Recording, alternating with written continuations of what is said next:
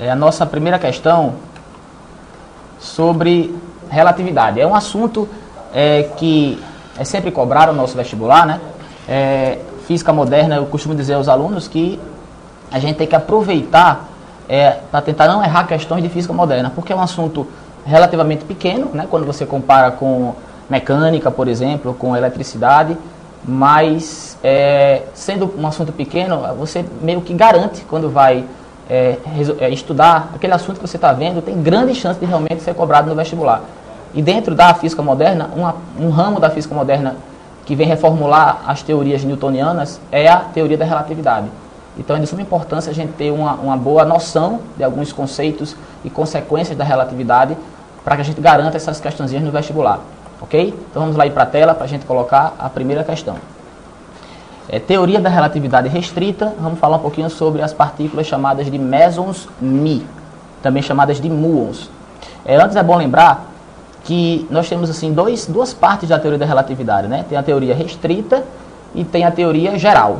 A teoria restrita a gente vai trabalhar aqui, é o que o nosso vestibular exige, é a teoria que trabalha apenas com referenciais inerciais, né? Referenciais inerciais são aqueles referenciais que não possuem aceleração, ou o corpo estaria em repouso ou em movimento retilíneo uniforme. É em cima desses referenciais que nós iremos trabalhar essa teoria da relatividade restrita ou especial. A outra parte, a teoria geral da relatividade, envolve também os referenciais não inerciais, mas é uma parte um pouco mais complexa. Nosso vestibular se restringe a essa teoria restrita, como eu falei, da relatividade. E vamos aqui comentar, dentro dessa teoria da relatividade, o aspecto da dilatação do tempo. É um efeito que ocorre com o tempo quando nós possamos atingir velocidades próximas à velocidade da luz no vácuo. Vamos comentar isso de acordo com a questão. Vamos lá, Luiz, bota aí na tela. Bem, sabe-se que a vida média de um meson, medida num referencial em repouso em relação a ele, é de 2,2 microsegundos. Olha só esse prefixo aí, micro, 10 a menos 6. Então, ele chama esse tempo de 2,2 microsegundos de tempo próprio. Tempo próprio, pessoal, é bom estar atento a esse conceito. É o tempo medido por um referencial que se encontra em repouso em relação ao que se está estudando. Veja o que a gente vai estudar. O movimento de uma partícula chamada meson. Então, quem estiver em repouso em relação a esse meson, imagina, por exemplo, se você estivesse viajando junto com ele, então ele, em relação a você estando em repouso, você mediria o tempo chamado de meia-vida, nesse caso o tempo próprio, equivalente a 2,2 microsegundos. Essa vida média, melhor dizendo, seria, vamos dizer assim, o tempo que o meson, tempo de vida, vamos chamar assim, do meson, porque seria uma partícula que é instável. Desintegração, né? Exatamente. Então vamos lá, continuando. Os mesons produzidos na alta atmosfera movem-se a uma velocidade igual a 0,998 c. Olha só, esse Czinho aí, que a gente fala bastante em sala de aula, né? A velocidade da luz no vácuo. Ela vale 3 vezes 10 a oitava metros por segundo, né? Ou 300 mil quilômetros por segundo. É uma velocidade realmente altíssima. E veja que a velocidade desse meson seria 99,8% dessa velocidade da luz no vácuo. Quer dizer, uma velocidade realmente que foge dos padrões do nosso dia a dia. Vamos calcular então, a partir desses dados, a distância que poderiam percorrer antes, que esses mesons, né, poderiam percorrer antes de se desintegrarem. Vamos lá. O cálculozinho seria bem simples.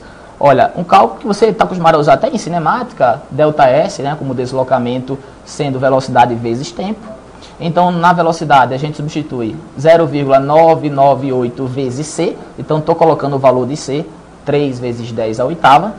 Multiplicando pelo tempo, que foi dado também na questão, 2,2 vezes 10 a menos 6, né, porque estou transformando para segundos. Estava em microsegundos, coloquei o 10 a menos 6 para ficar em segundos. A gente faz essa multiplicaçãozinha e o ΔS, portanto, fica igual a 660 metros.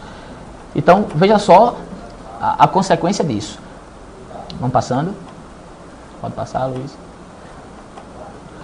Como... Opa, volta um pouquinho. Falta só mais um. Não, passa. Vamos passar aqui. Pronto.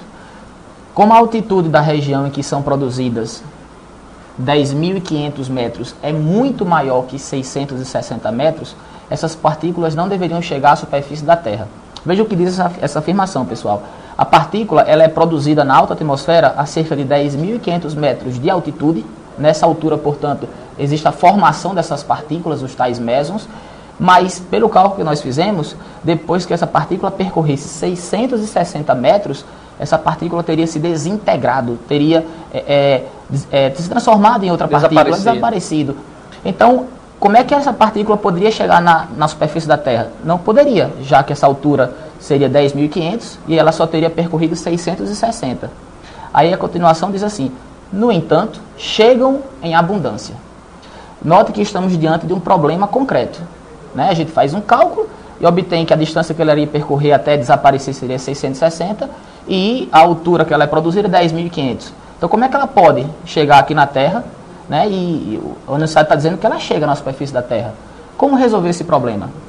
Então, vamos lá. Esse problema é um problema, claro, de relatividade.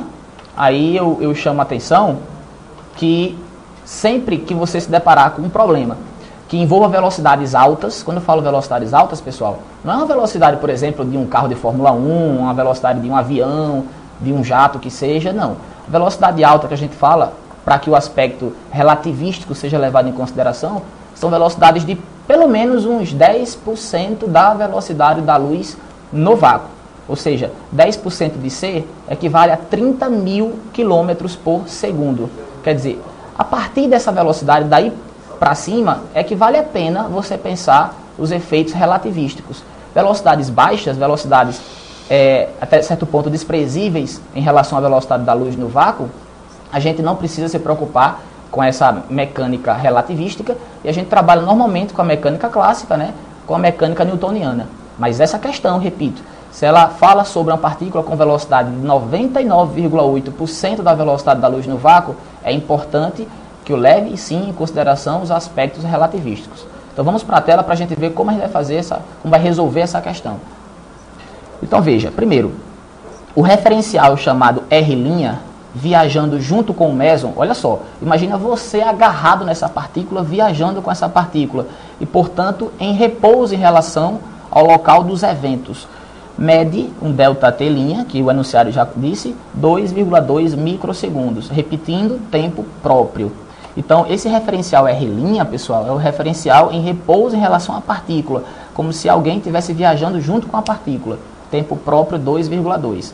Aí, outro referencial chamado R, por sua vez, em movimento em relação ao local dos eventos, mede ΔT, tempo relativo. É importante frisar o seguinte: você imagine-se na superfície da Terra e o meson criado na alta atmosfera e, portanto, viajando em direção à superfície da Terra. Então, pessoal, se você estivesse junto com o meson, você seria o referencial próprio, você mediria o tempo próprio. Se você estiver na superfície da Terra, você vai perceber o movimento desse muon. Você vai ver o muon chegando. Então, você vai ver o muon em movimento, o muon, o meson, como queiram. Portanto, você será chamado de referencial relativo. Então, perceba a diferença, é importante demais você saber diferenciar o referencial próprio e o referencial relativo. Repito, próprio quem está em repouso, portanto, seria quem viajasse junto com o muon, ou com o meson, né? E o relativo seria você na superfície da Terra, vendo o muon chegando, portanto, vendo o movimento dessa partícula. Aí a gente entra com a equaçãozinha da dilatação do tempo, onde essa equação mostra que o ΔT, que é o tempo relativo, é igual ao ΔT', que é o tempo próprio, que nós comentamos aí no enunciado, aí sobre raiz quadrada de 1 menos V2 sobre C2.